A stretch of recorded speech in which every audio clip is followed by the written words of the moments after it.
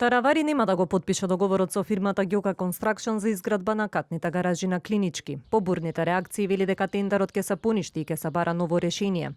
Во моментов се размислува за две опции: или јавното предпријатие Градски паркинзи да стопанисува и да изгради катни гаражи, или пак службата за општи и заеднички работи да го превземе проектот. Тендерот најверојатно ќе го поништам, оти гледам дека има разни шпекулации.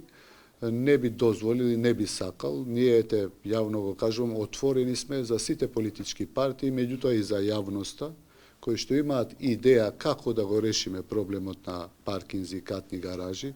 Не мора да бидат катни гаражи.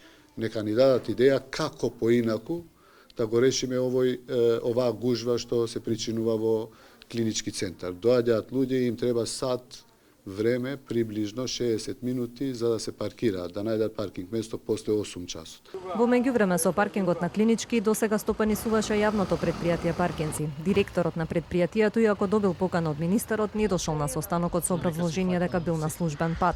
Од службата за општи и заеднички работи велат дека допрва ќе следат разговори и средба со министерот. Службата сега го одржува просторот на Клинички, но ваков проект би бил покомплексен, а ќе бидат и потребни повеќе средства. Од опозицијската СДСМ пак денеска побара оставка од министерот за здравство за како што велат обидот да се намести тендерот и истрага од институциите.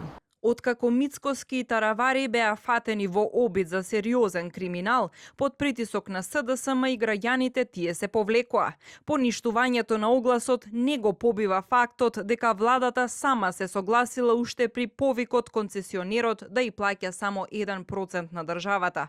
Ова е најдобар доказ дека огласот бил однапред правен за Ѓока Construction и на штета на граѓаните и пациентите.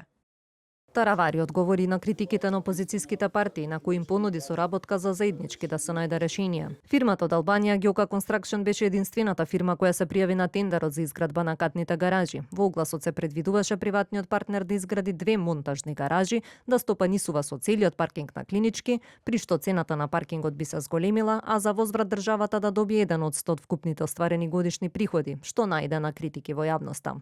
Хаосот со паркингот на Клинички, каде секојдневно стотици граѓани доаѓаат за медицинска помош, е децениски проблем за кој се чека решение.